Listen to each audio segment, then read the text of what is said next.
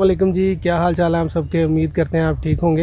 यार आज आए हुए थे हम 93 टनर में। यहाँ पर हमारे फार्मर हैं मार अशरफ नुनाई, उनके फार्म को विज़िट करने आए हुए थे कि फ़सल में लेके चलते हैं और देखते हैं कि उनकी फ़सल किस तरह जा रही है, क्या मसले मसाइल हैं। ये है जी उनकी फ़सल का कुछ सीन। ये उनका मेन डेरा है। तो ये उनकी कपास की फ़सल है, हमारे दोनों जानिब दाएँ भी और बाएँ भी। वैरायटी जो इन्होंने लगाई हुई है वो हमारे जो दाईं तरफ है वो SS32 है और बाएं तरफ जो है वो 102 है वैरायटी का जो नाम है। तो बड़ी ज़बरदस्त कंडीशन है। अभी आपको अंदर भी फ़सल के अंदर भी लेके चलते हैं। तो हमने देखा है कि पेस्ट अटैक जो है वो बहुत कम है, ना होने के बराबर है। किसी भी किस्म का कोई सफ़ेद तेला या सफ़ेद मक्खी जो है इसका हमला इन दिनों में बहुत ज़्यादा होता है, क्योंकि अभी रिसेंट बारिश भी होके हटी है। तो इसमें आज हबस भी काफ़ी बना हुआ है, लेकिन हमने देखा है कि इन्होंने बड़ा अच्छा मैनेज किया हुआ है।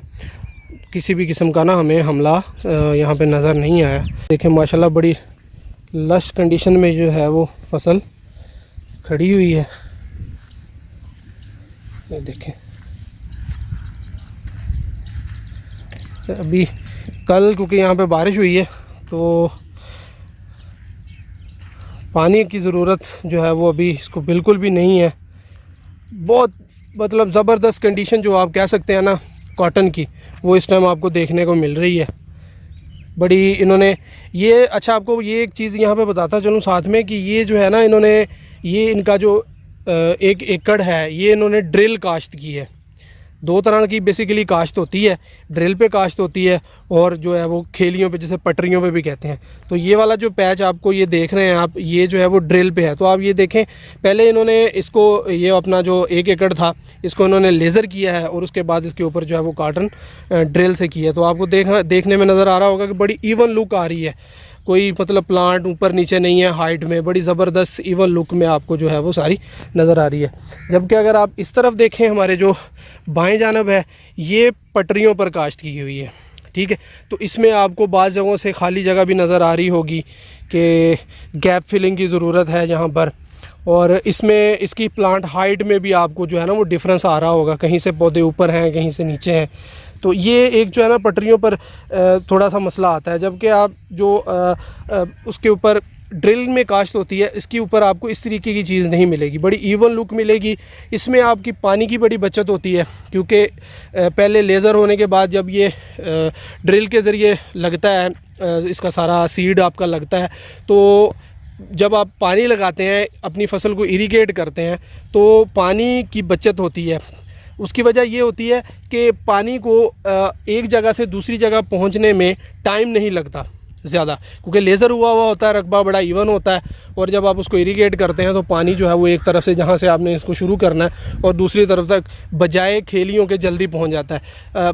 गो के ये है कि खेलियों पर जो है वो आपकी पानी की बचत होती है, लेकिन हमने प्रैक्टिकली ये चीज़ ऑब्ज़र्व की है, इसको देखा है कि बजाय खेलियों के ड्रिल काश्त जो होती है आपकी, उसमें आपकी पानी की खासी बचत होती है। अब जैसे ये देखें, आपके उसी तरफ जो आते हैं ना आपके बाएं तरफ, एक ये हमारा और पैच है, एक ये था, एक ये वाला पैच था, ये जो आप देख रहे हैं सामने, और अब एक ये वाला पैच है। इसमें आप देखें कि कॉटन की जो है ना कंडीशन कोई बहुत अच्छी नहीं है।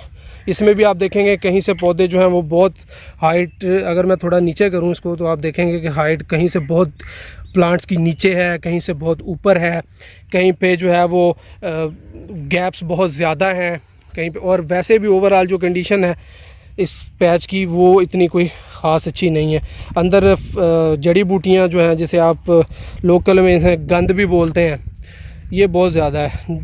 ये एक फार्मर को हमारे को चाहिए कि ये जो जड़ी बूटियाँ होती हैं ना इनकी तलफी को यकीनी बनाएं, क्योंकि ये आपकी फ़सल का बहुत कीमती जो हिस्सा होता है, जो आप न्यूट्रिएंट्स देते हैं, खाद देते हैं, स्प्रे करते हैं, पानी लगाते हैं, वो ये आपका 50% तक, 50 से 60% तक ये जो जड़ी बूटियाँ हैं ये ले जाती हैं।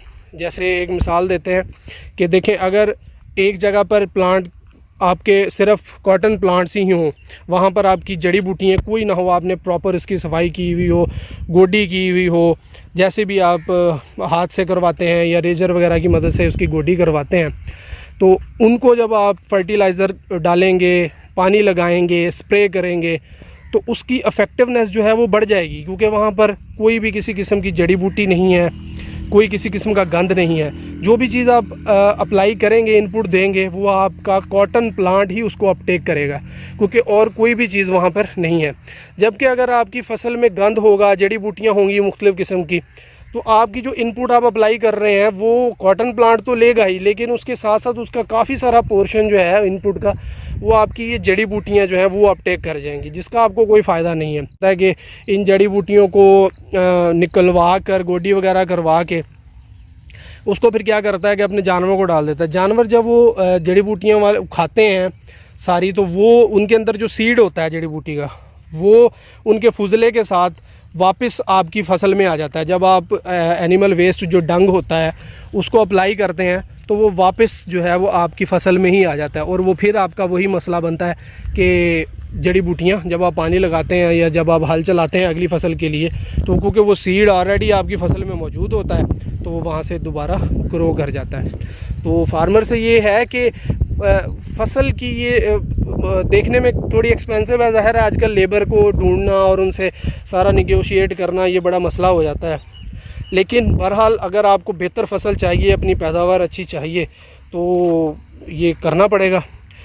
फ़सल की किसान दोस्तों से गुजारिश है कि इसकी अपने पैचेस की, अपने रकबे की गोडी ज़रूर करवाएं, गंद ना होने दें अपनी फ़सल में। आप देखेंगे कि आपकी फ़सल बहुत बेहतर बढ़ेगी, ना कि आपका ख़र्चा कम होगा, बल्कि आपकी पैदावार भी बहुत बेहतर हो जाएगी। जो है वो इंस्टॉल करवाया था, कुछ अमली रहनुमाई जो है हमने भी उन्हें दी थी, तो उस पर अमल करते हुए उस रहनुमाई के साथ उन्होंने फर्मेंटर जो है वो इंस्टॉल करवाया था। फर्मेंटर के बारे में आपको बताता चलूँ कि ये आपका जो एनिमल वेस्ट होता है उसकी फर्मेंटेशन के लिए बहुत अच्छी चीज़ है। मतलब अगर आप गोबर, जानवरों का गोबर जो है वो अपनी फ़सल में आप डाल देते हैं, तो जैसे हमारा किसान करता है कि ढेरियों की शक्ल में पहले वो गोबर को जमा कर लिया, बाद में ढेरियों की शक्ल में अपनी फ़सल में जगह जगह उनको बिखेर देते हैं और वो काफ़ी देर तक पड़ा रहता है, उसके बाद वो अप्लाई करते हैं। तो ये इससे आपको जो उस गोबर से फ़ायदा होता है वो 30 से 40% होता है, क्योंकि वो धूप में पड़ा हुआ है, उसमें जो भी गलने सड़ने का अमल है वो ख़त्म हो जाता है, उसमें से गैसेस वगैरह का ख़राज हो जाता है, और उसमें जो माइक्रोबियल एक्टिविटीज़ होती हैं, जो जरासीम होते हैं, वो सारे डेड हो जाते हैं। जबकि जो इसका बेस्ट वे है, जो अच्छा तरीका है सबसे, वो ये है कि आप अपने फार्म पर, जहाँ पर आपकी फसलें हैं, जहाँ पर आपका ट्यूबवेल है, जहाँ से आपका पानी लगता है, मतलब मेन जो आपका होल होता है जहाँ से खाले से आपकी फ़सल की तरफ पानी जहाँ से जाता है, वहाँ पर आप कोशिश करें कि एक फर्मेंटर इंस्टॉल करवाएं। फर्मेंटर कैसे है वो मैं आपको अभी नेक्स्ट आगे चल के दिखा भी देता हूँ कि वो बना कैसे हुआ है, और मेन उसकी जो मतलब जिस तरीके से उसको बनाना चाहिए वो भी मैं आपको दिखा देता हूँ। उसमें ये होता है कि आप गोबर उसमें अपने जानवरों का जो गोबर है उसमें डालें, और उसमें उसको पानी से जो है वो भर दें। वो तकरीबन हाइट, जो उसकी हाइट होती है वो 5 फुट हाइट रखी जाती है। उसका जो गहराई है आप कह लें 5 बाय 5 उसकी गहराई होती है, और 5 फुट ही वो 5 से 6 फुट वो उसको लंबाई में रखा जाता है। तो उसको आप भर दें, भर के ऊपर से तकरीबन 1 फुट आपने छोड़ देना है और उसको पानी से भर देना है। गाहे बगाहे कोशिश करें कि उसमें उसको ना, उसके अंदर अगर मधानी लगा सकें आप, या किसी भी बड़ी जो छड़ी होती है, बड़ी आप बांस वगैरह यहाँ पे रख सकते हैं, उसकी मदद से उसको हर दूसरे तीसरे दिन उसको हिला दिया, थोड़ा जैसे वो मिक्स कर दिया मधानी की तरह जैसे उसमें चलाते हैं। और जब आपने उसको अपनी फसल को पानी लगाना है, 15 दिन के लिए आपने उस गोबर को छोड़ देना है। उसको 15 दिन के बाद पानी लगाना है, तो 1 दिन पहले उसमें आपने 1 से 1.5 किलो यूरिया खाद जो है वो उसमें डाल देनी है, और उसको अच्छे तरीके से हिला देना है। यूरिया क्या करती है कि जो जरासीम के माइक्रोबियल एक्टिविटीज़ होती हैं उनको तेज़ कर दिया है, गलने सड़ने का जो अमल है उसको यूरिया जो है वो तेज़ कर देती है। तो उससे आपकी जो है आप देखेंगे कि आप बड़ी सिग्निफिकेंट, बड़ा खासा आपकी जो है वो खाद की बचत होगी। जो हमारे फार्मर किसान भाई जिन्होंने इस पर अमल किया है वो बहुत इससे मुतमईन है और बड़ा उससे मतलब वो फ़ायदा उठा रहे। तो ये है जी हमारा फर्मेंटर। अगर आप देखें, मैं आपको दिखा सकूं, जैसे कि मैंने आपको बताया था कि ये जो हमारा, ये देखें अगर मैं आपको दिखाऊं इस तरफ से, ये सामने जो है वो उनका ट्यूबवेल नज़र आ रहा है आपको, और ये जो खाला आ रहा है ये फर्मेंटर की तरफ आ रहा है, ठीक है। तो ये देखें, ये मेन उनका जो है, ये सामने जो आपको नज़र आ रही हैं ये भी, और इस तरफ ही जहाँ से हम आ रहे हैं ये सारी फार्मर की अपनी जो है वो ज़मीन है।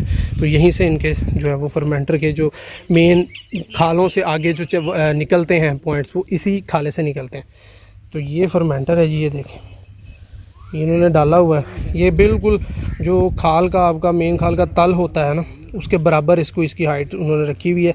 एक चीज़ यहाँ पे बताता जाऊँ कि कुछ फर्मेंटर जो है वो इस तरह के से भी इंस्टॉल होते हैं, और कुछ फर्मेंटर जो हैं वो ऊपर भी बनाए जाते हैं, मतलब उनकी जो गहराई है वो इसकी ज़मीन के तल के ऊपर रखी जाती है और इसे ऊपर 5 फुट बनाया जाता है। ये उन्होंने ज़मीन के जो नीचे है गड्ढा खोद कर वैसे बनाया है।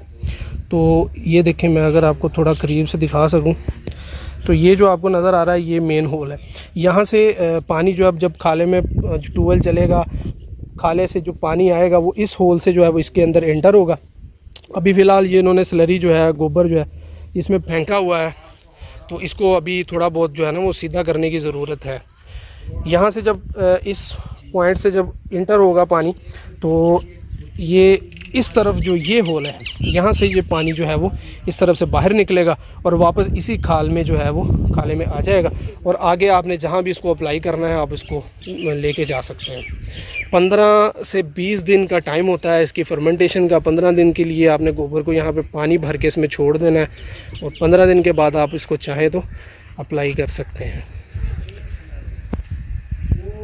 तो आज के लिए इतना ही। उम्मीद करते हैं आपको कंटेंट पसंद आया होगा। अगर कंटेंट पसंद आए तो वीडियो को लाइक कर दें, चैनल को सब्सक्राइब कर दें, ताकि हम नेक्स्ट कोई भी वीडियो डालें तो उसका नोटिफिकेशन आपको मिल सके। मिलते हैं अगली वीडियो में, तब तक के लिए अल्लाह हाफ़िज़।